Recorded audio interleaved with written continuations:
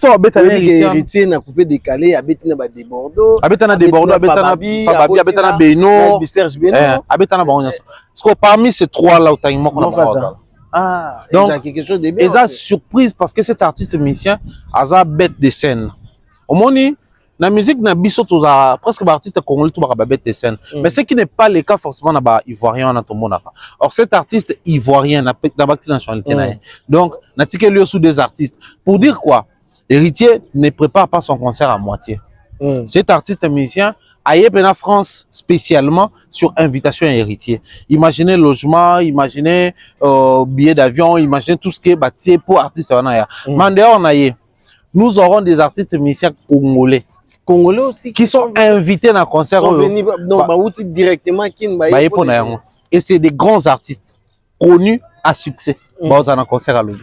D'accord. Si on a un concert héritier le nez dans lobby, ba ne rubo talanga. Et ça na batumusu ba okuta na lobby na concert héritier. Deux artistes mo ba okuta na tobi ke ba okuta na te. Ba koko okuta na te to ba koko. To ko ndima te ke ba deux artistes wana ba okuta na projet héritier. Mais dans des artistes moi tu dis que normalement faut ba yo kanaté mais ba on sont ba lobby boza na concert est-ce qu'ils a ba répéter lobby une manière il y a pour réconcilier bango ou c'est juste que ils ont une musique une manière il y a pour respecter carrière héritier une manière il y a pour vous êtes sur Congo les Noirs fidèles internautes très heureux de vous retrouver encore une fois depuis dans vos petits écrans au travers de votre émission chez Fred Ligne Rouge, cette émission socio-culturelle qui vous permet d'être toujours près de l'actualité avec moi-même Monsieur le Noir Fred Ngunda Maestro Molax Nomaron. Ça fait toujours plaisir de voir les commentaires, suggestions puis partage Nabino, c'est là vraiment qui montre vraiment que vous êtes toujours on est toujours ensemble, donc ça fait vraiment plaisir. Un grand merci à tous mes partenaires de loin, de près. Ça fait toujours plaisir. Donc, Maison Awatoza, il y a Nicole Malonga, original. Donc, où ils ont na Château Rouge, juste dans le métro, hein, en sortant, aux à gauche, au monde a toujours que endroit Nabino, il y a des produits cosmétiques, aphrodisiaques, bébé, original. Hein, donc, sans que ça l'opération, kuna, aux mela, aux pacola. Et système ésophagne dans ma camion c'est ça qui toque donc bah produit éclaircissant traitement à peau ils ont toujours rendez-vous place soana et je sais ce plaisir un grand merci aussi à Dino Mampouya exemple à suivre donc depuis Kinshasa depuis Belgique il est partout donc à Zarana maison Abino exemple à suivre ils ont la boutique d'habillement et puis parfumerie na bah appartement sur et sérieux fiable vraiment vraiment de citer un grand merci aussi à Manda Maseke les poids lourds de la soirée encore et toujours à Zarana Bisso Torubo ça n'a pété Trésor Malembe papa social toujours bon chic Chris Genda donc ensemble donc Youssouf Pourad depuis Afrique du Sud à la Bisso ça a fait plaisir donc bateau tout bateau soutenir bateau force et ça a toujours plaisir donc vous s'abonner vous commenter vous partager on est toujours ensemble aujourd'hui il est encore là comme d'habitude lui il s'appelle Falo Mumbaya donc comme à la coutume les beaux messages on aura toujours à temps chaque semaine à temps moins des locaux pour vous avoir satisfait à qui je dis déjà bienvenue encore des fois une fois de plus à toi Falo Mumbaya. Merci Raphaël, bonjour Nayo, bonjour Nabanegotou Bota la Bisso, j'espère que vous allez bien, Bisso ça va. Ça va. Ouais, ça va, super. Tout va bien. Donc, super. Que température, chaleur et Lélo, ça va, chaleur et kiti, Mikolo, trop mon sperma, totalement là. C'est vrai que moi, tout ça, a été, mais ça va, ça va. Ça va quand même. C'est tout ce qu'on demande, hein. Toro 50 ans, mais les carottes. Oui, tout ça a toujours plaisir. Déjà, Falo, tout ça, déjà, mois de juillet, et Lélo, tout ça, déjà les 3, non, les 2 plutôt. Les 2, et ça, moi, il y a rendez-vous, il y a musique, Nabiso. Eza na Paris, na Europe, toujours mon à Weranson, toujours mon à Héritier Robeta les 3. Demain, donc c'est vendredi, Arbeta, et tout le monde a sous Weranson les 4. Arbeta, na Belgique, na Forest National, donc, et tu as dit que Kofi Olomide, Arbeta les 11. Le 11 juillet, toujours. Dans Belgique, on a un stade Roi Baudouin, déjà préparatif, toujours on a quand même des réseaux sociaux, comment communiquer biso et puis biso tu vas dire victoire tout plaisir au Léopard, ça la qui tout d'abord, tout banana. Non, mais moi, je profiterai de l'occasion. Ceux qui Léopard, l'un des Léopards va suivre les staffs ou les bureaux, je sais pas. En tout cas, trouver dans l'émission Nabiso, expression en joie. Tu vas comprendre pourquoi tu as éliminé, mais tu as la joie parce que, dans mon avis, comment tu as vu le match, c'est la première mi-temps. Deuxième mi-temps, c'est un match anglais. Donc, ça dit, dès que tu gagnes une première mi-temps, c'est bon déjà. En fait, c'est parti d'une histoire de buzz, d'une histoire de joie, d'une histoire d'euphorie parce que bon, 52 ans après, toujours une mondiale. Mais quand ça la lien sur 52 ans, vous avez absent, tant bozongi, normalement, bozongi pour bolongamba moko. Mais pour s'inscrire dans le mondial peut permettre de dans le classement mondial, vous à la côté et tout.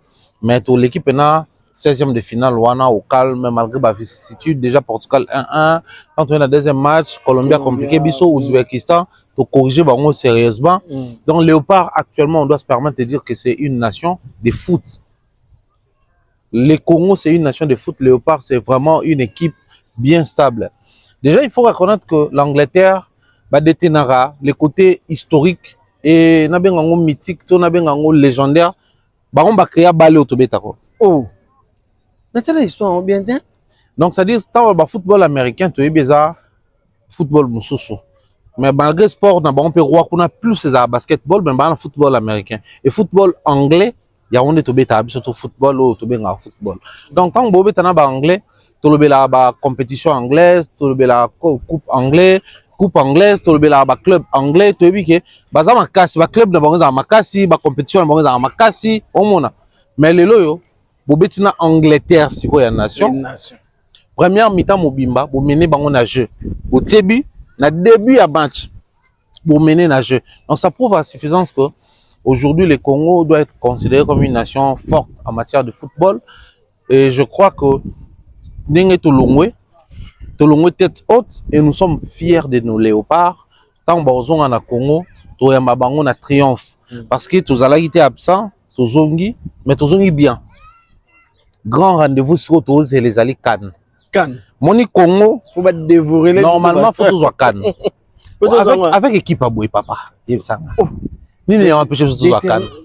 Faut tous Cannes. Faut tous Cannes d'abord pour tout bizong ça souvient. Et c'est le plaisir au monde qui est dans la diaspora, qui est très actif. Et à Boutou à mon match, nous total qui au courant semaine pour que après match, toi que maman misala. Et on l'a que batu balingi mboka, balingi football et puis c'est biso sengo. Natala qui vidéo moko refred. Natala qui départager entre Sengona Mawa. Bande on a Goma s'il vous plaît.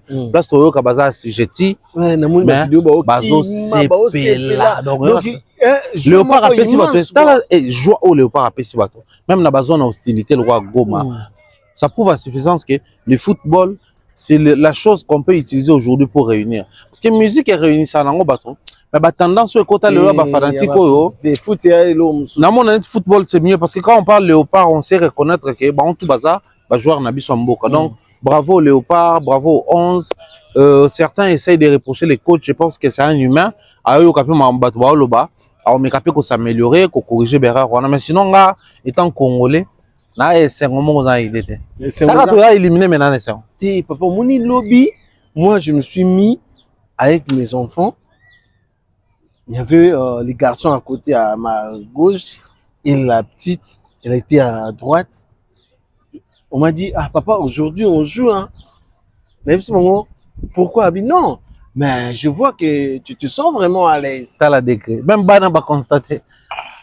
C'est ouais, oui, on va gagner ces matchs. Ah ben, mais après, les garçons m'ont rappelé encore, il a dit, ah, mais papa, tu sais, l'Afrique, c'est l'Afrique. Hein. Ah ouais, au fait, c'est juste assez comprendre déjà il faut reconnaître que nous on a tous les éléments pour gagner, on a tous les éléments pour avancer, mais le football il y a encore des tendances. Ils ont la chance d'avoir une certaine culture et on comprend. Classe, congolais d'origine congolaise, d'origine malienne, sénégalaise, algérienne, française, d'origine même école. Donc moi complexe petit tika na kin netinga tika ba na kin faut ça bon école moko boye faut ça ou dépenser mais awa ils a public ou privé ba kuta na ba nationalité nyonso donc bah, comprendre déjà que le monde va avec telle tendance ou telle priorité, tout ça là. Mais sinon, on est fiers d'être Congolais. On est fiers, on est bravo, félicitations à tous nos léopards. Ils nous ont fait rêver. Place au biso to kanisa to koka to komate, mais bango ba sali en sorte vraiment que to retrouver quand même joie wana et ça fait plaisir. Donc on est parti avec fierté. Donc bah ça na bango biso lo te po to like si bango pe que to zape to beta balle parce que oui que Angleterre et bika to beti si bango balle parce qu'il y a deux doigts pour la match. Mais là sur que des arbres fallait zongi ce système a fait ça contre Portugal, contre Colombie to kanga. Imagine to gagner Angleterj'ai traumatisé. J'ai aimé une publication commis. On n'a pas perdu la Coupe du Monde, mais c'est la Coupe du Monde qui nous a perdu. Parce qu'on a fait rentrer aussi l'argent. Il y avait ouais, au moins l'excellence pour la 16e. Plus de 11 000. Hein? Donc ça prouve 11 millions, je crois. Donc ça prouve que ça va. Donc surtout na Cannes. Dans un espoir que so pour dans mon là ba ni bandit déjà surtout ça c'est ligne retenue dans cas n'a eu que tout ça ba miracle. Non, vraiment félicitations à vous.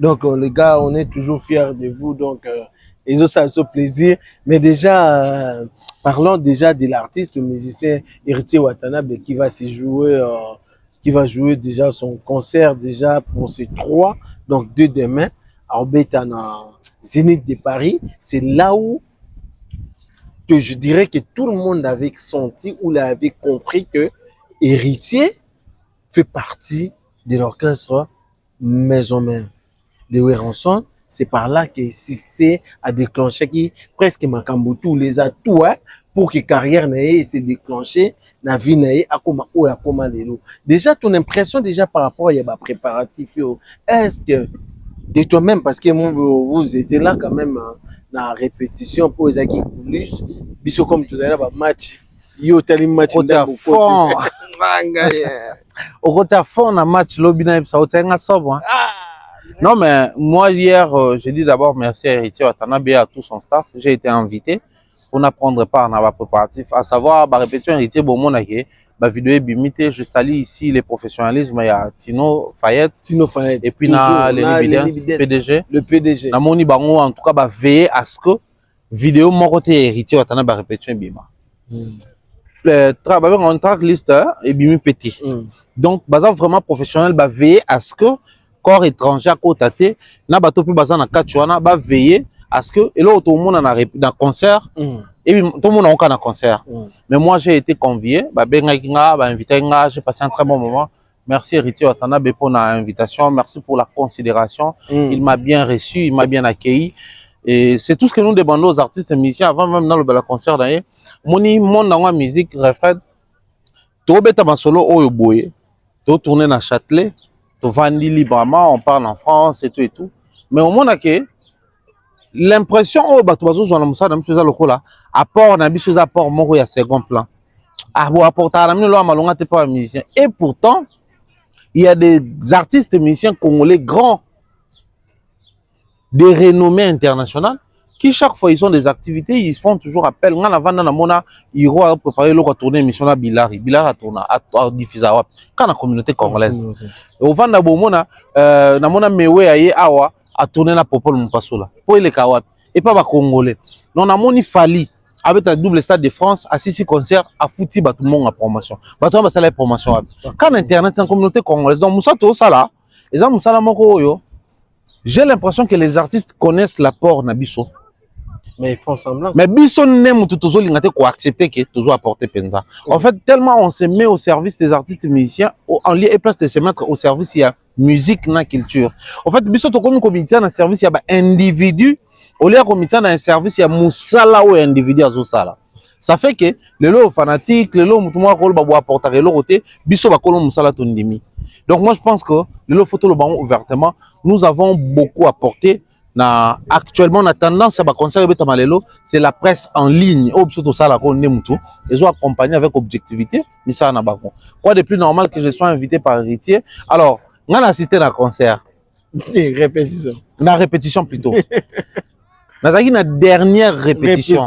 Dernière répétition, la place Bah serré bah réglage tout. Naebi bah invité tout dans un concert. Ah oui. Bon bah ya. Hier, Héritier a répété même avec un grand artiste musicien africain.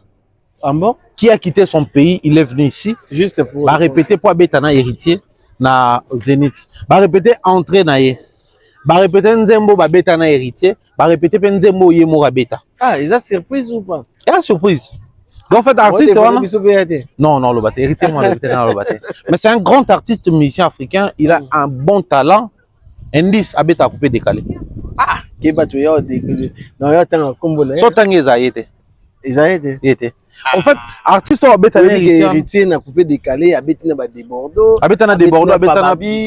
Abeta n'a Beno. Serge Beno. Abeta n'a Baron. Parce que parmi ces trois-là, il y a ah, donc, quelque chose de bien. Ils ont surprise parce que cet artiste musicien a bête de scène. Au moins, la musique n'a pas presque l'artiste congolais tout bête de scène. Mais ce qui n'est pas le cas forcément dans les Ivoiriens dans tout le monde. Or cet artiste ivoirien n'a pas de nationalité. Donc, n'a tiqué lui sous des artistes. Pour dire quoi, Héritier ne prépare pas son concert à moitié. Cet artiste musicien aille en France spécialement sur invitation à Héritier. Imaginez logement, imaginez billets d'avion, imaginez tout ce qui est bâti pour artistes. Nous aurons des artistes musiciens congolais. Congolais aussi qui sont invités dans le concert. Sont venus directement. Et c'est des grands artistes connus à succès. Dans un concert à l'Obi. D'accord. Si on a un concert Héritier, on est à l'Obi. Et ça, on a un lobby, un concert Héritier. Deux artistes, on a un lobby qui deux artistes, on a un projet Héritier. Mais on a des artistes, on a normalement faut mais on a un concert. Est-ce qu'ils ont répéter lobby une manière il y a pour réconcilier bango? Ou c'est juste que ils ont une musique une manière il y a pour respecter carrière Héritier, une manière il y a pour respecter salle Zénith, tout ça salle mythique, une manière pour respecter musique congolaise. En fait, on a assisté à un concert Héritier, à la répétition plutôt, on a répété en Planète Live. T'as là un grand concert tout Betamaka, NASA, Fali, Keblak, SDM, on va répéter en Planète Live. Planète Live est ça.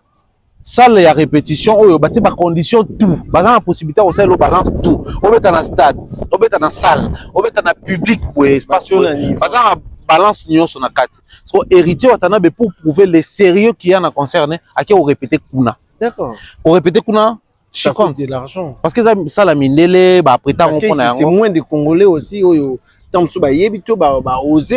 part Fali, je pense que c'est Héritier. À part Héritier, Fali, au moins qu'il y a un battu, sur le commentaire. Non, on a moni Congolais, moi, qui a répétition en Planète Live. Planète Live est une salle de répétition au Mindele Bangomoko, parce qu'on a préparé un concert dans Bangokuna. Pourtant, aussi, si répétition Héritier, battu sur ma moto. Qualité à son et zobimana. Bah, si vous avez standard autour awa ya balance. Depuis que tant Héritier oyemba tota yango, depuis que tant invité au ya tota yango, ce qu'on va répéter na banzembo ya ba congolais ba mata na scène. Ba répéter na ba artiste ba mata na scène. Donc l'habitant mso to kuta na Zénith, to yana idée que to on a Héritier na scène et puis je dois préciser une chose. J'ai aimé la conscience Héritier.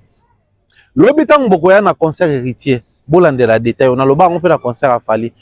Théodora na concert a fallu aimba rumba na fali na ba ki za jeune moko boye ayembaka musique nsusu makoyemba musique na biso e fallait koyemba musique na ye Théodora bomona ki ya mataki tant fallait koyemba nzemo na rumba na pesi bino peso indice Héritier na concert Héritier lobby bon comprendre pourquoi tous ces mois on va insister que succès Héritier et banda penza na Zénith parce que Héritier a préparé partie mo ya concert na oyo à rendre hommage na carrière na ye ninge ils ont visibilité makasi na Zénith mais à partir moment où tant oyo kango se souvenir na ba carrière nyonso ya Héritier na kata Zénith ndenga mi benga carrière d'honneur donc lobby na concert à Zénith c'est ça passé Héritier présent Héritier mais futur Héritier donc toyo ka banzembo ya carrière d'honneur na album na retirada toyo ka image Héritier à maison mère et puis toyo ka futur Héritier donc album Les Évangiles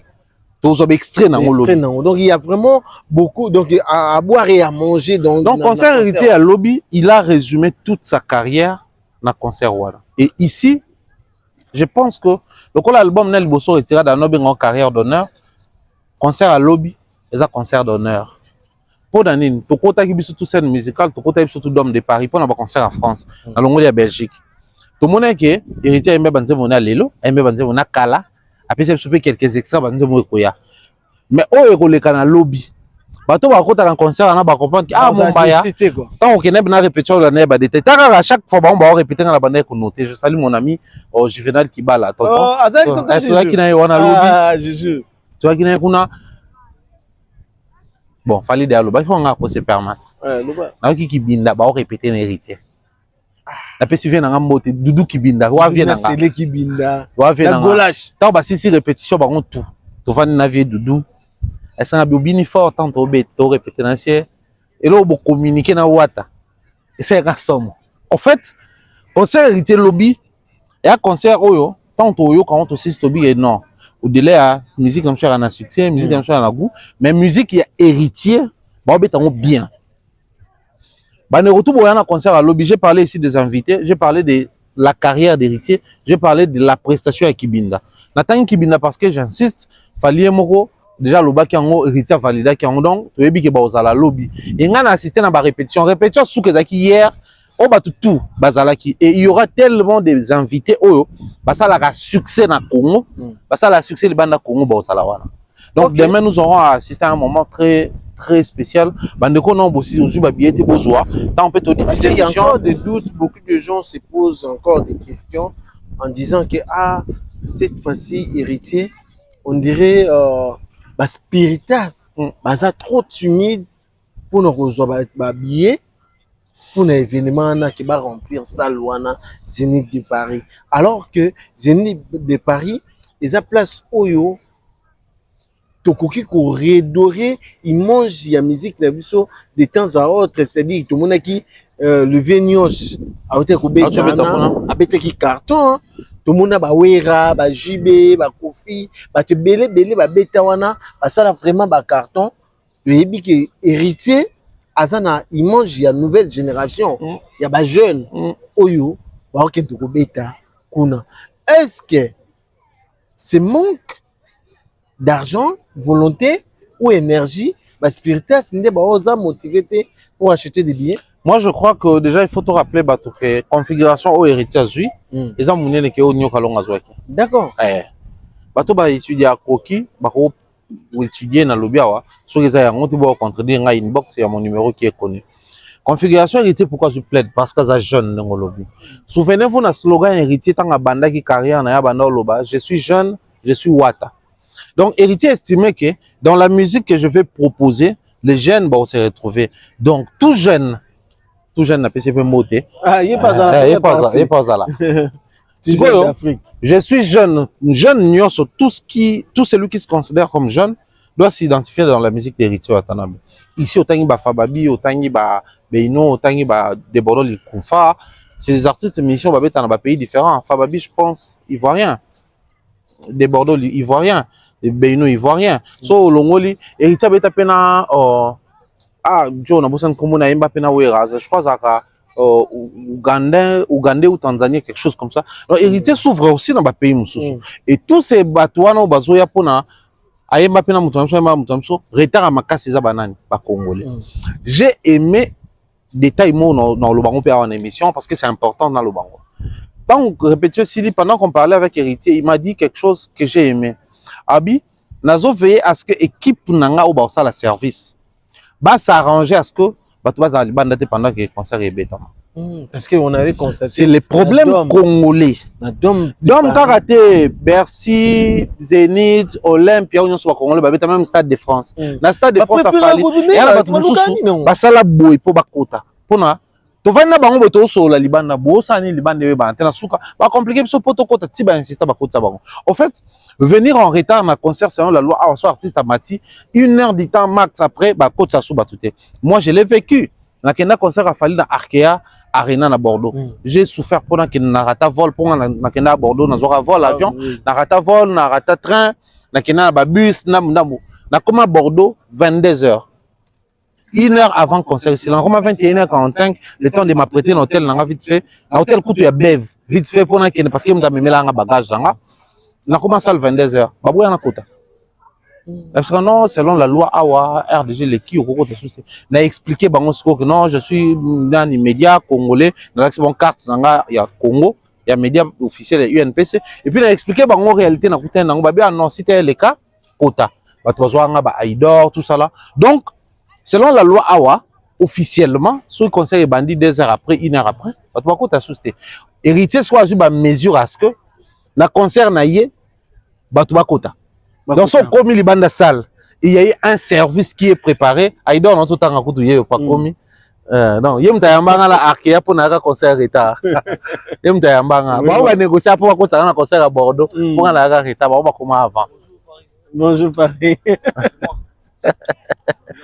Camarade c'est Master c'est le na banga yo boka le so ba on c'est le boka la kio. Donc au moins que héritier ibsenga bi na concert na yé azar ba mécanisme azo sala à ce que so ba tutu ba libanda salle avant concert so ba komi ba aider bango ba kota directement na salle. Moi également je vous en conjure lobby na concert héritier comme je vous ai dit il y aura des invités au besoin imaginer il y aura des invités congolais au tobi ke ba yo kana raté ba kuta na concert héritier.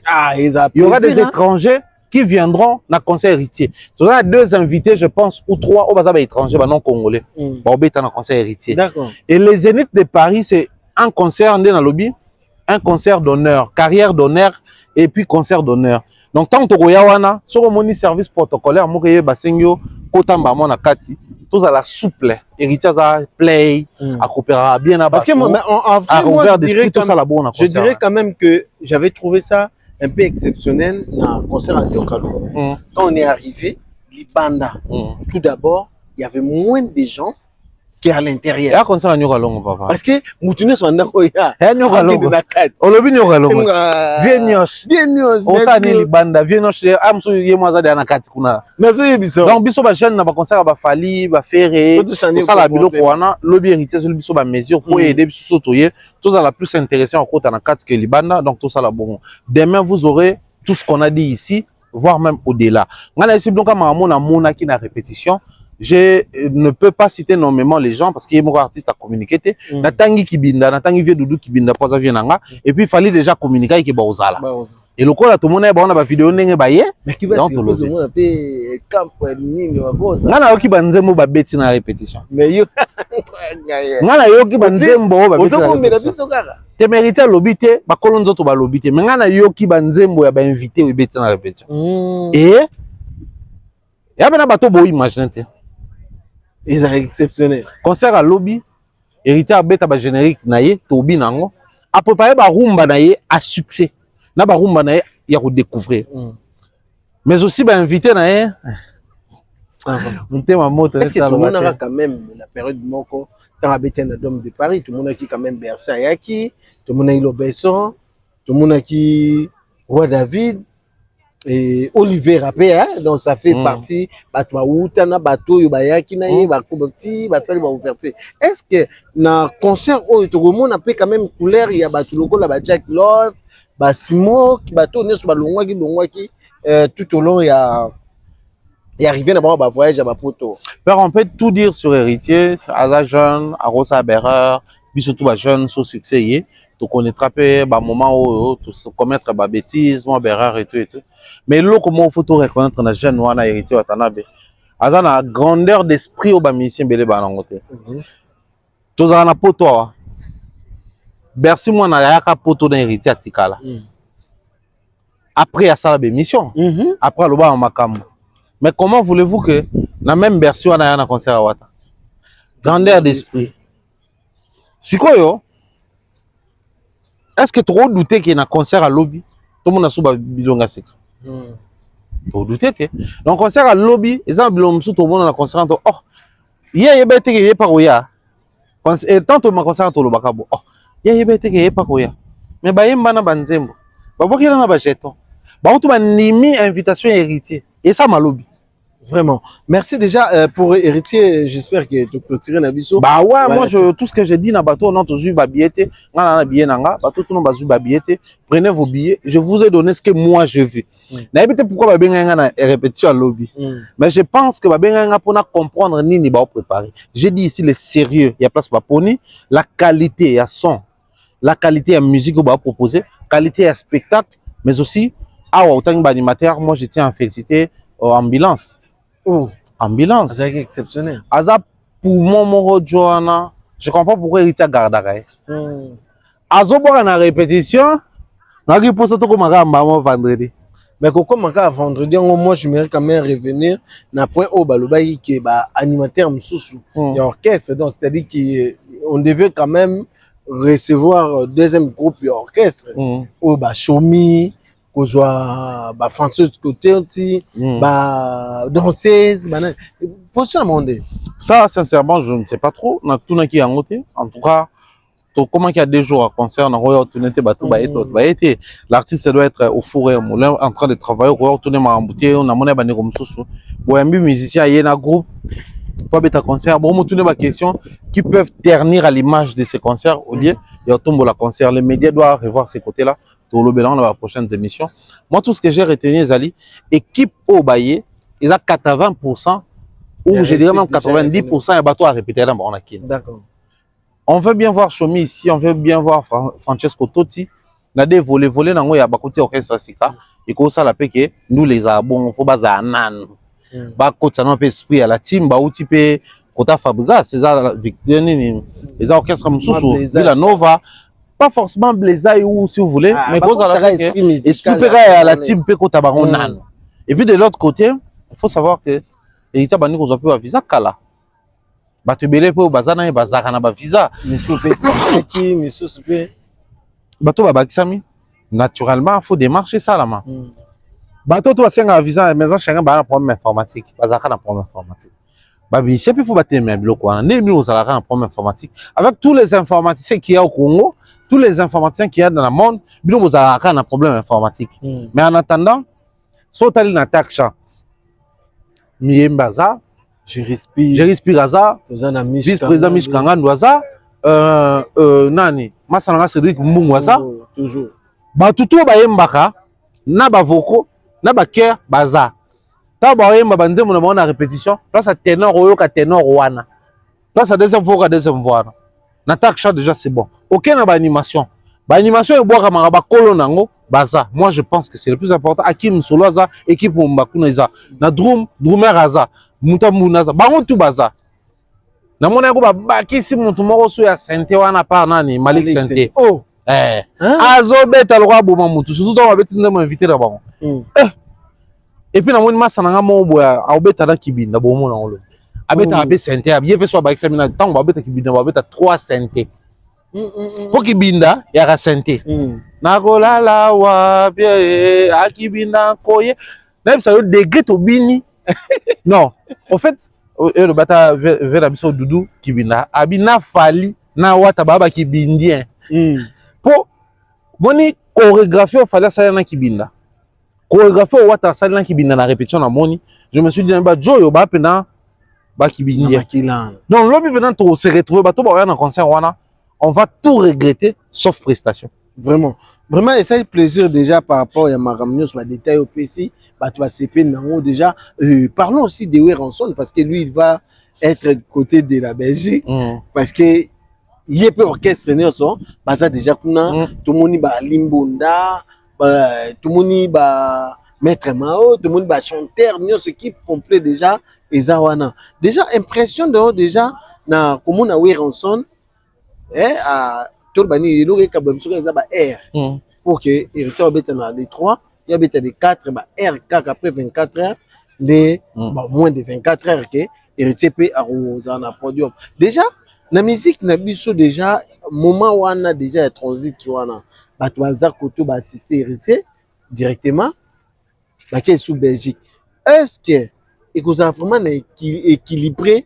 Déjà, moment où on a pour la musique, vente ya babillet, ya rançon, est-ce que ça a évolué ou je sais pas comment gérer émotion wana to ba dire o nyonso bato ba oloba. Frère, nga na lo mona c'est pas na Weranson eza. Weranson nous a communiqué quelque chose dans l'amour personnellement, non na mona la musique na biso. Ezani. Musique na biso ezala répartie dans ba génération. Première génération ba Wendo. Après deuxième génération ba tse ba docteur Nico, ba Luambo, ba Taboulay. Troisième génération ba Papa Wemba, ba Kofi, ba Nyoka Longo, ba Ngoto. Quatrième génération ba Wenge, na ba Toto ba Bima Perodana. Cinquième génération ba Fali, ba Bill, ba Ferre, na ba Toto ba Bimi. Deuxième et sixième génération. Or ce que ça le logo mo ça la na musique na biso. Tout tikala na poto pour pas comprendre bien. Tangu ba Weranson ba obeta ba concert na poto. Bazali batu ya 4e génération. Mais le la 4e génération, la 5e génération, ça la jumelage na ba prestation scénique na poto. Na ba Kofi pe ba obeta, na ba Wera ba obeta. Mais depuis rotation salama qui pendant to logo na génération mususu, to leki na génération mususu, so bo constater ni salama na ba concert ba congolais. Musiciens so ka ko beta concert en génération na ba compter, ba beta à moitié. Mais Weranson ne fait pas les choses à moitié. Weranson qui est de la 4e génération, concert Ebetama, na 5e génération, mais t'as là-bas concert à Wera, promotion. Alors ça, il y a solo, soit il y a concert, il y a solo, soit il y a promotion, il y a solo, soit il y a communiquer, il y a solo. En fait, Wera ne fait pas les choses à moitié. Alors, il y a de la 4e génération, petit à 5e génération, et la génération à Bango. Attention, tout ça, il y a une émission, tout ça déjà. Wera a mis côté le roi na mutu. C'est minimiser. Wera c'est comme période de Rokita. Au moins Wera on les kana be mission où ils ont técaillé plus que téka polémique. Père. Wera tant na poto a oui. Avant zonga kin aya na orchestre. Oui bi que polémique na terrain zaki entre Wera na faire. Parce que polémique zonga ki basokono yemba Wera vieux jaloux. Mutu na wana benga Wera zoba na be mission avant le kapano le kapa Marlène. Mutu na yo ale kapa na yo papa. Les gens s'attendaient à ce que Batawera pète en Wera Roya. Wera pas côté dans ordre. Mais Wera, quand il est arrivé, il a fait quoi? A cassé toute forme de polémique, a remis au thé qu'à concert na Wezoya. En fait, Weranson a compris que Koloba, c'est une chose, Kosala, ils appellent Omsus. Et Weranson ne parle pas, mais il fait. Père. Yo tout ça na concert ya nini ya grand arena qui n'a raté mais na concert ya Didas to zara wana donc Weranson ya lelo ok azaba 60 d'âge mais ok tana ba singane mona na za wa 30 d'âge. On peut se poser la question au ah Weranson da ça là toi beta Bercy à ça pourquoi faut forcer à que ça sous Marambon. En fait pour lui dans sa tête Weranson tant à beta concert ils étaient que na beta on na 4e génération eux ils 5e génération azo beta concert na yé so y spectacle senga na la ta rouge à tse souka rouge so senga na kitana ba singa donc Weranson a gardé l'authenticité entrée dans ya travail yango ba transition na ya travail yango spectacle na ya travail yango refrain biso totikin plusieurs années na Congo ezalaki so mutazo le spectacle il faisait allusion quoi na Wera na Weranson Weranson ta stratégie ba spectacle ezala lokwa Weranson au point que et comment que so mutabeti concert lokola ya Wera te ba lo ba spectacle ya raté mutazo mutazaki na image na mais Weranson était devenu l'image ya spectacle congolais.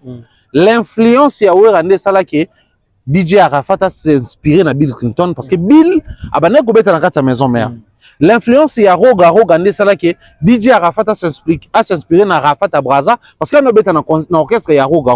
Aujourd'hui, il faudrait tout reconnaître ba grandeur à Batouana. Obi ke lelo yo Bill na beta Stade de France martyr te mais Bill a kolo ba beta Stade de martyr parce qu'il doit accompagner Wera. Serge Mabel a kolo bango, c'est le kolo bango muta ya Idor bango to kolo bango parce que ba accompagner Wera.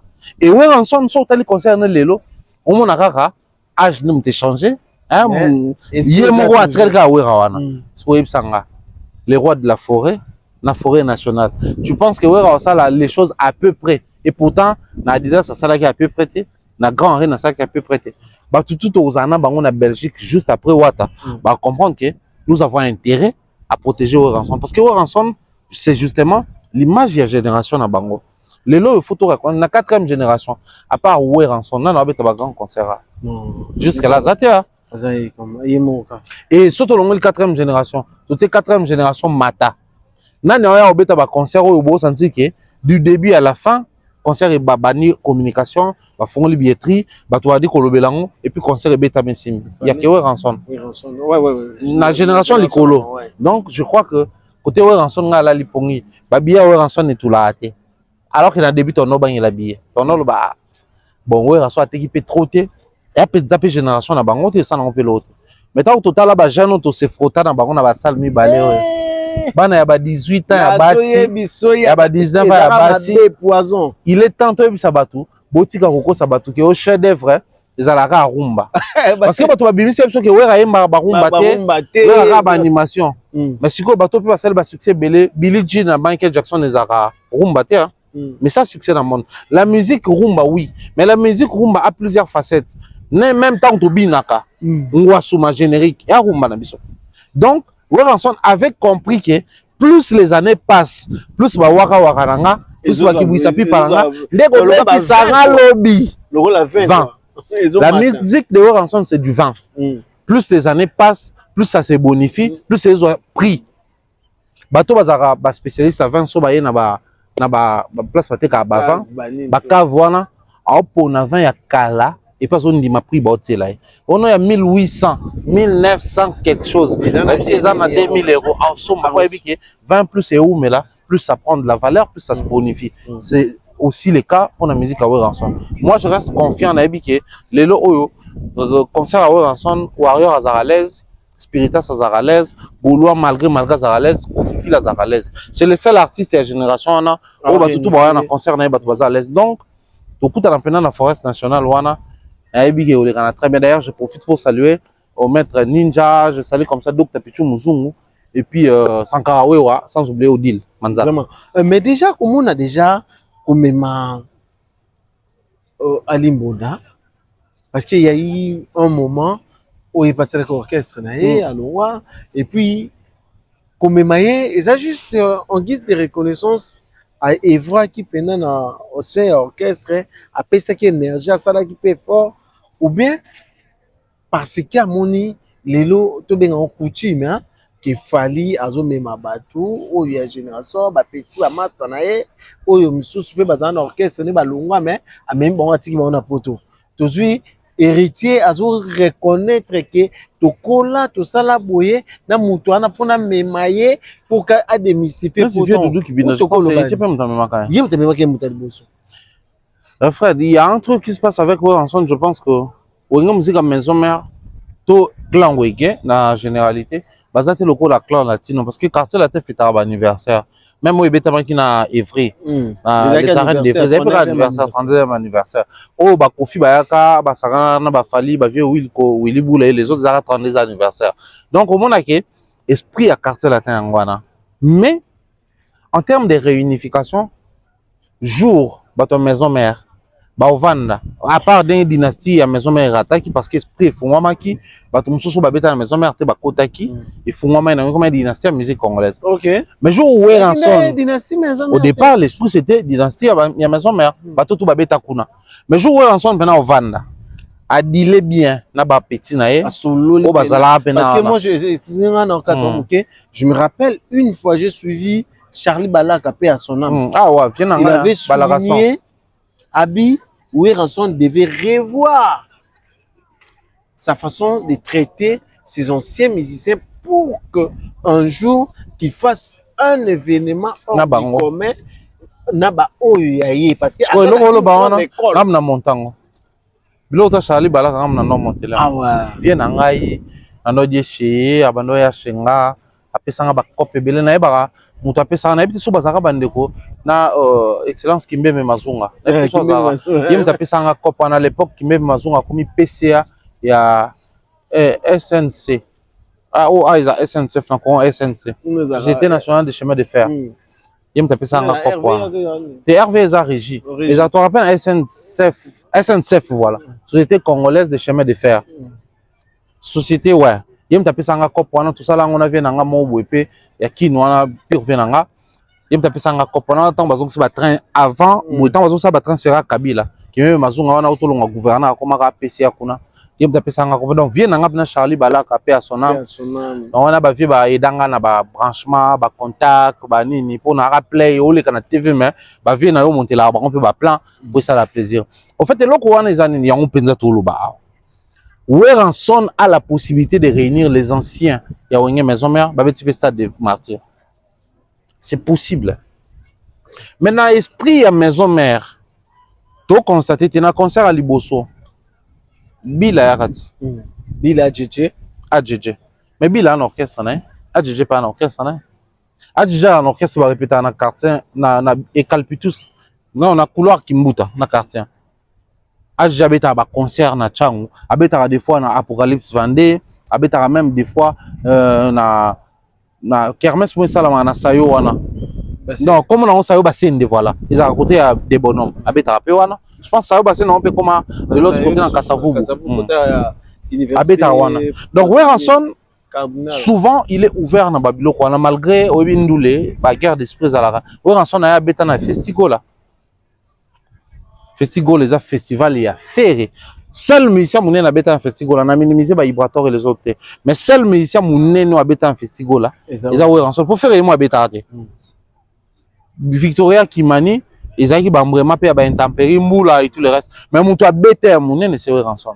Donc moi je crois que comme on a Ali Monda Koya dans concert à Weranson, sur invitation à Weranson, ça n'étonne pas. C'est aussi biloko autant qu'on reprocher aux artistes et musiciens.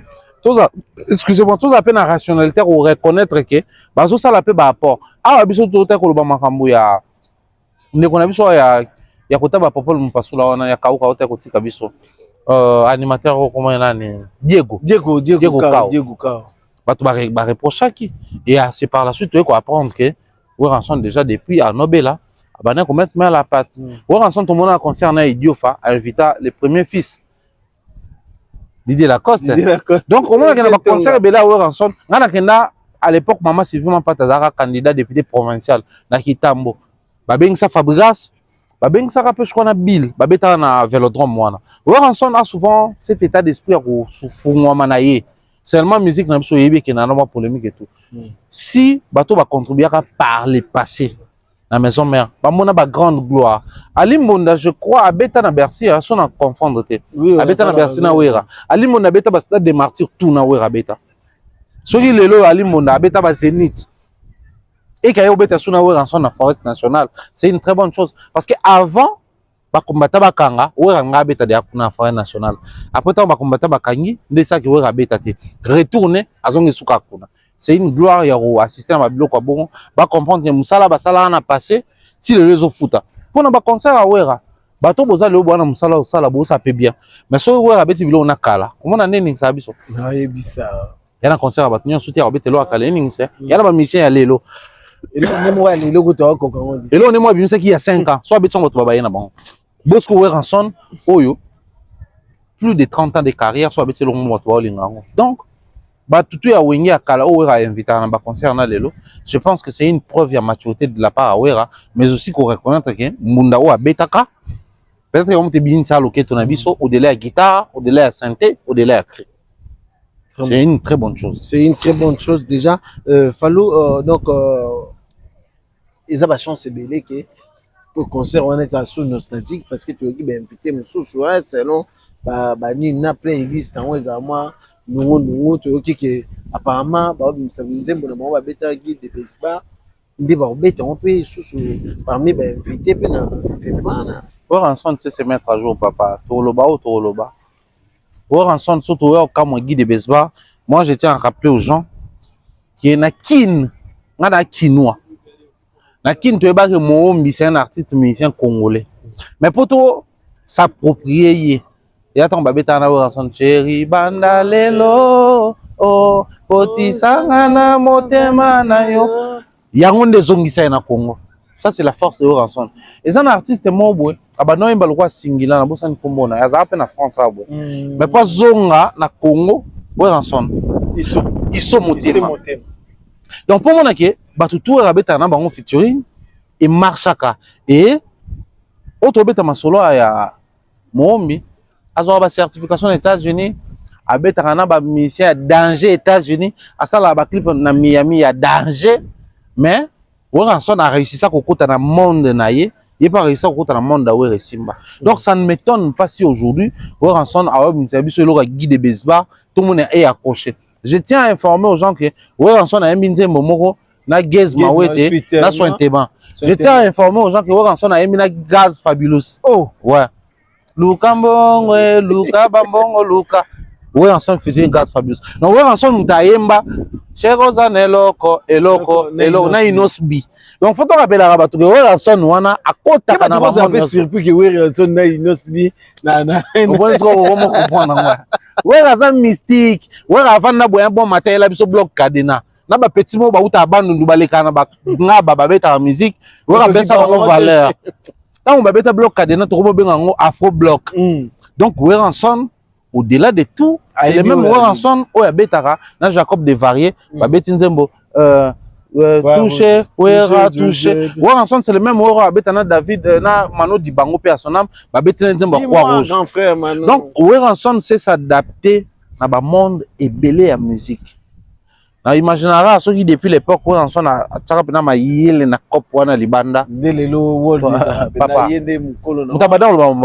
parce que moi je me rappelle qu'il y a ça l'album Mon Sang Poto ayemba ba Yannick Noah ayemba na batebele ayemba na batu mais je me rappelle mais sauf que on n'a pas compris la vision wana et puis et ça ça que 14 ans la biso donc concert wana Ranson Guy de Besbar le collègue actuellement ana moto tala pepele na fali auto biselo mo ka sali remix nzembo ya fazu esprit ya nzembo ya Willy Bula o imana Kofi petit na London yembe ngo petit de Paris auto bimsango a trend mba mo ko na tendance actuellement donc ce Guy de Besbar kane ba binti biso pepele na Stade de France ba binti biso suna Ranson où est le mal donc biso tout ozala wana donc après le concert à Ouata Boutou to démarrer, to traverser Bruxelles, ok kuna Obina Ranson. Mais pour clore déjà par rapport à Kofi Olomide parce que et ça de l'autre côté hein, Bruxelles toujours Bruxelles, place wana ton kendo kuta lisusu le 11 Kofi Olomide na Stade Roi Baudouin. Ton impression tout d'abord déjà il y a choix wana, il y a stade. Est-ce que pour les moments en termes de vente en termes d'organisation, parce que tout le monde qui fait ces conférences de presse, moi, des journalistes, tout, il y a Paris, invitation, mais à Tinde Baron Unité. Mais à Képété. Idée na moko mobo aussi, ça va Tinde Baron Unité. Ah, balobi qui batine des invitations. Mais Tinde Unité. Mais ça na convoiturage, j'étais ba soba di ba joie ba convoiturage. Mais azakana Jimmy Chimanga rapport de la chapelle, na pese mbote Jimmy Chimanga rapport de la chapelle. Voilà mais moi tu as Jimmy Chimanga. J'ai quoi de. Au moins que vieux ça non na osaka erreur le 12. Faire yo conseil za na ngwanile. So gardano le 12 na yo. Erreur yo. Ndio zano kitoko. Mais bon, Kofi Olomide, les choix non tenus sur stade, c'est une très bonne chose. À l'âge où Kofi Azanango, c'est 70 ans, mine de rien. Oui, imaginez, musicien moi, il y a Congolais à 70 ans, tout le monde aura Congolais, il y a Belge. Musicien moi à 70 ans, à tes dates dans le stade, na poto. À un moment, tout le monde a réfléchi ça. À part Kofi, musicien il y a 70 ans, un jour avant d'avoir tes dates dans le stade, na poto. Et puis, à la moutali, bosso, soit robé stade wana. Surtout comme il y a facteur en place robé la Kofi m'a beaucoup, place pour reconnaître que c'est quand même quelqu'un qui a ambition ici, il a raté, à continuer à développer mon ambition minée. Et ça, c'est long moment, on a insisté dans une émission, tout le monde actuellement, on a le Belango. Kofi lui-même, c'est parmi ses derniers grands concerts il y a carrière. Donc, Kofi a commis la conscience qu'il a aussi 70 ans. 70 ans, il y a Coco. Il y a une émission de ça, pour Paul. On se sent trop là. Il y a un grand-père, Franck, François, Pépé Franck. À l'époque, Azaka, comme ça, la direction marketing et à Bracongo, on a bien quoi Skol. Parce que dans tout était Skol. Vu qu'il y a ça, la Kuna Maza, grand-père Nabiso. Mais, le reste de l'hôtel, je me dis, oh, bon, il y a un carton, non, on est Coco Makasi Bongo. Parce que moi, je suis dans la quarantaine aujourd'hui. Donc, hier, à la Kofi. Mais quand je regarde dans le bas, sont dans l'ongoli 15 ans, non, 15 ans, sont dans l'ongoli 25 ans à âge d'anga. c'est que on peut 25 ans à âge mais ton nom est à coco na biso en fait surtout comme tu as 70 ans pour comprendre que oh c'est peut-être à coco penza moi ne bo vana na ndako lobi na keta la coco na ngaba na keta la coco na kinkole ok na la coco na nozale ki Kofi na âge Yamota coco ido na keta la coco na biso mo azala na maluku parce que ba coco souvent to na otala bango ba maluku na ba kingabwa to na otala bango na njili to tala coco te ko bon na ebiti non non to na keta coco na biso na Gombe neti na Gombe ba coco ba linga vanda kuna te coco na biso azala par exemple na matete verte ouais ba coco ba linga place bote ba coco ba lingaka bazonga pene ya nature place azala qui a gardé place ne wana en fait bah, quand on a besoin de fois au Kenarota là-bas, bah, les Kofi en âge. Maintenant, imaginez Pépé Kofi qui va faire un stade en Europe. C'est énorme. Mais malheureusement, Kofi est rattrapé parce que j'ai dit ici sur Warrenson, il fait les choses à moitié. Warrenson ne fait pas les choses à moitié. Soit décidé à bêta ou bêta, soit décidé à bêta. La concerne bon monde événement que il veille à ce que promotion naïs à la centrée sur yé, il veille à ce que billet naïe été kama, il veille à ce que communication naïe et l'obélaïe. Ce qui n'est pas le cas aujourd'hui. Imaginez que concert le quoi il y a Kofi dans le stade Roi Baudouin, mais en même temps tout le monde d'un côté, quand il arrive dans l'émission avec un ressuscité dossier à divorce naïe na maman lié. Que on yem tabanda ko senga divorce moi ce soir zo senga divorce boyebi nini ngola kisa donc là maintenant nous sommes censés à quelques jours il y a concert tout le bela en même temps mambo ya concert en même temps mambo divorce concert naie on voit une autre enfant qui passe pour communiquer mais avec ko senga na télévision bana na ebaya ngana ya na ya Mel na ya Arlette na ya Naomi na ya Abdul na ya Lekebele. Il y a Jonathan, tout ça là. Donc, si on a besoin de faire un nekonanga, ben on a likamoro ya papa na biso, toi ya maman na biso, je passe par la télé. Na luka ba on a bachomo, je me comporte comme yaya. Na ebi soit na autorité, soit na séduire na parole de sagesse à mukolo pour baya. Donc là maintenant tant que tu analyser concert, faut tu analyser que ah minou à ça qui vidéo abi maman alia atinda bana baya. Bana ngo atinda banani ba majeur na poto. Na poto majeur mineur route soit comme à 16 ans à côté mélo. Ah non papa moi je suis pas d'accord avec toi. Pas d'accord même pas mais 16 ans tu es belé 10 ans déjà quand 8 ans non je suis pas d'accord moi je pars pas. Non moi je pars pas. Vous voulez changer de ville non mais papa moi j'ai déjà des potes ici on change pas de ville et ça là na poto à combien plus forte zone micro donc vieux siko a pandi concerne les communes ba facette belé retomber dans les années nabillé. Et crainte à ma casse, c'est bon. Kofi, c'est le premier artiste musicien africain. Oh, bête à Roi Baudouin. Mais quand ça lui peut appel, tant le bima mabillé, à l'obi qui mabillé au yobato, ba garda kana Genève, au ba sombra concert zara nile, ou de partout, il y en a pour que. Pas côté on a Roi Baudouin. Donc net vandi boebalim ba confirmer biso que depuis concert à Genève, c'est le bazon ça va tout bon. Ba miso bazong ça ba miso ba somba mabillé pour la té. Babouye monsieur pour la et pour lui monsieur pour la rater parce que monsieur Ezake au sommet billet sans assurance moi ba rembourser Ezake mais ce qui concert est bétamité par faute ya ba événementiel donc l'artiste les producteurs ou l'organisateur faut besoin que ça va tout bon c'est une obligation ah t'as Ezake dans concert non mais attends j'achète un billet sans assurance parce que nabi qui n'a aucun concert wana ce qui concert est bétamine ngana yeti na senga te ba rembourser parce que je n'ai pas assuré les remboursements à billets. Mais na somme billet na sans assurance pour naya, bino obeti concert te. Bino de faut besoin c'est la bon. Et bato tout ba ni la ba concert na bango so bo vérifier besoin c'est la ba tout bon. Yeti les raisons c'est ba tout bon te poane. Ah, je fais bien bato toi Genève boya. Imaginez siko. Concert à Genève ezaki année passée. Année passée, muto kale date c'est une fois kende na Genève. Muto muso vanda na Lausanne, muto muso vanda ka na Suisse wana. Biso pe à Lyon, tous araba voisins, il y a Suisse. Donc na Suisse 2 heures du temps à Genève. Na bus. Sauf que na TGV, c'est 45 minutes ou 1 heure quelque chose au commis. Donc, muto calcula ki date ya kuna, saison ya kuna. Ah, y'a mis salade. Faut caler vacances, soit penda ko ba responsabilité papa maman ba kabola jour gérer bana, jour ça la soukine. C'est-à-dire, on a poto aux d'accord dans la poto Fambiso, c'est difficile qu'organiser sortie kenakin. Naki to revendre un bon dimanche to tse Christo bito qui était à Coco. Marie kuna bouger ti azana. Au quand les enfants on va voir mémé Marie. Au roya même brusquement vous savez nga surprise ba Coco nanga c'est la poto ya la tête. Pas bien. Alors il faut attendre mutu mo sur place à retarder ba bimate. Mutu mo sur place à sur que baza ba bimate. À combien plus forte raison quitter un pays vers un autre. Bon, bateau tout bazar en Genève. On va linga ba kota concert à domicile.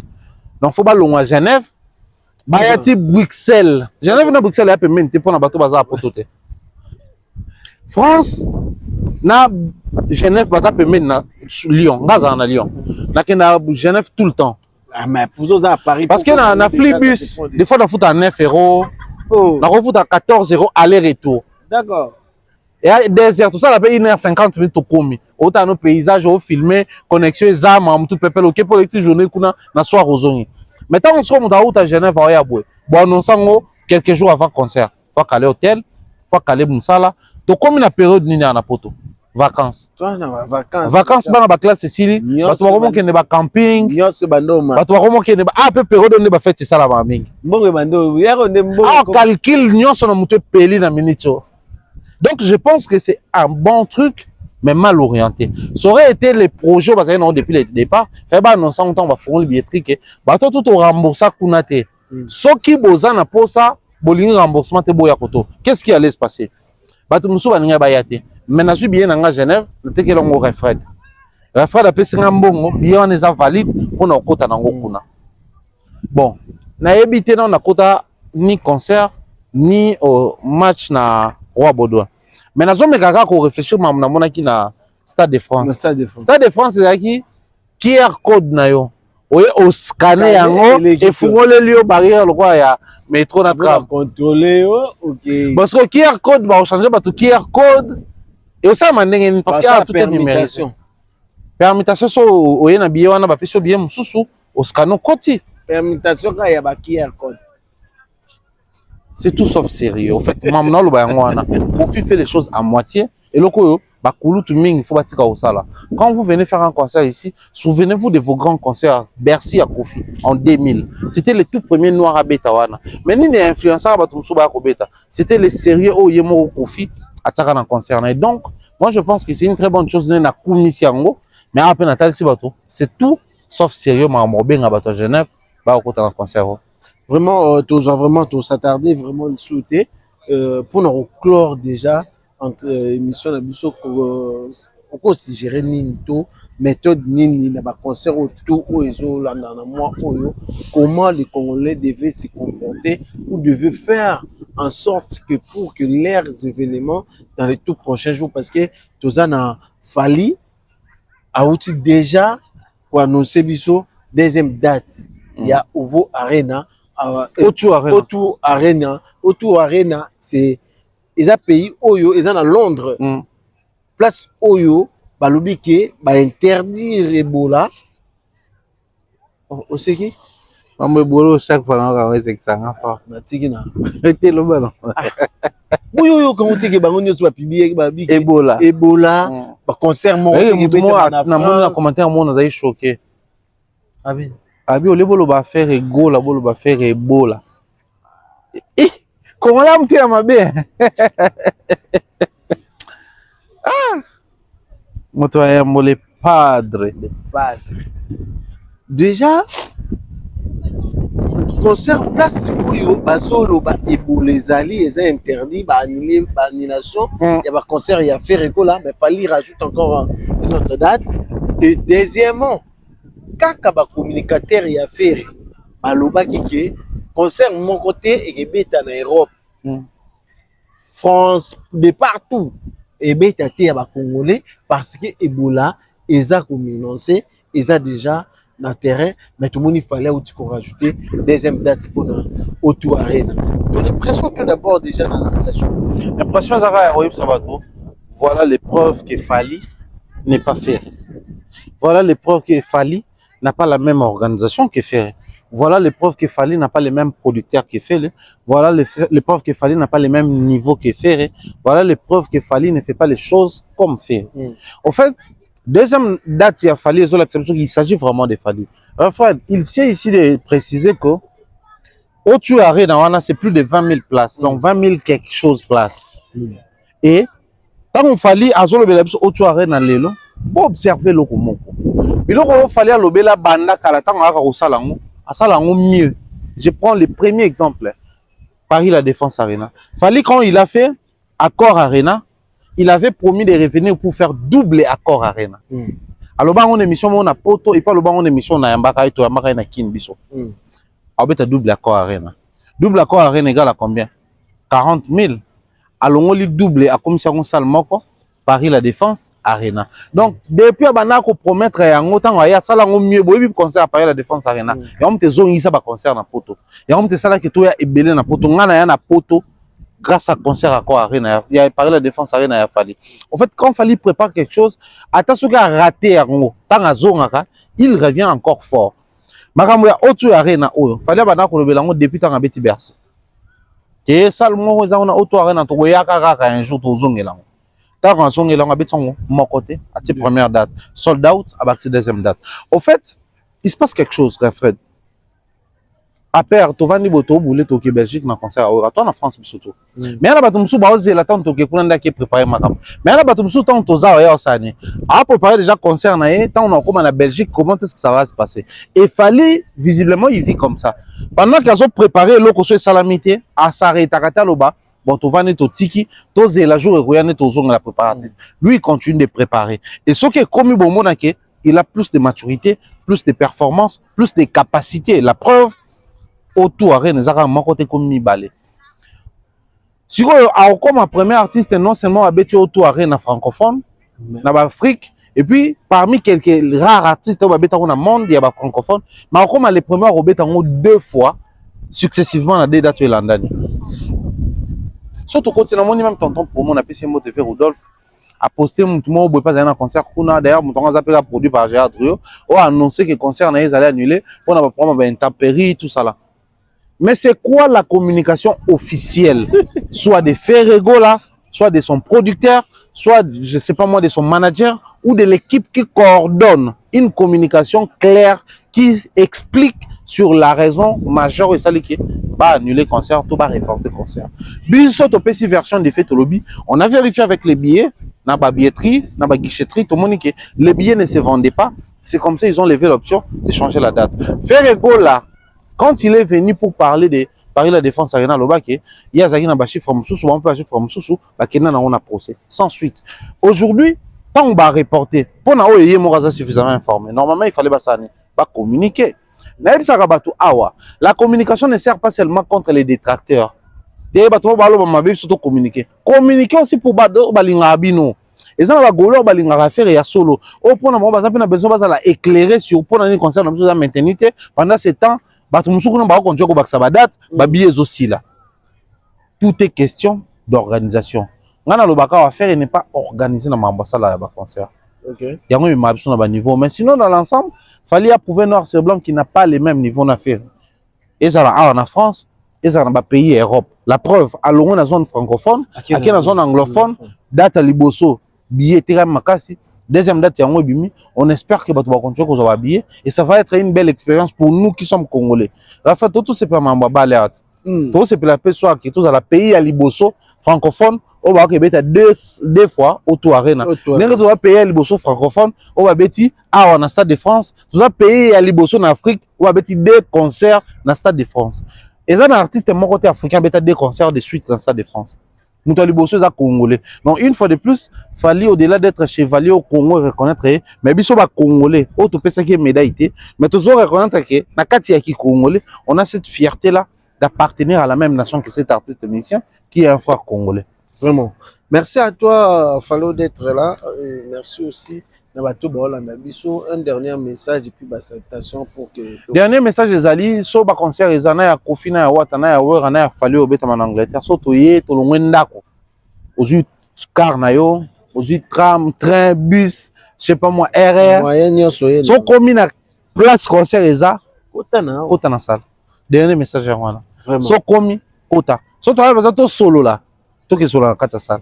Vraiment, plaisir à toi. Salutations à Nadine Mayo, des gros bisous à toi, Sista, bien des choses comme ça, à Miss Mel, Mireille Floriona, bien des choses également à toi, Je salue Donayo, mon ami, bien des choses à toi, aux enfants et à ton cher époux. Salutations comme ça à Tati Eric, frère, et puis toute la team, hein, mais à la pâte, n'a pas suivi nos beautés.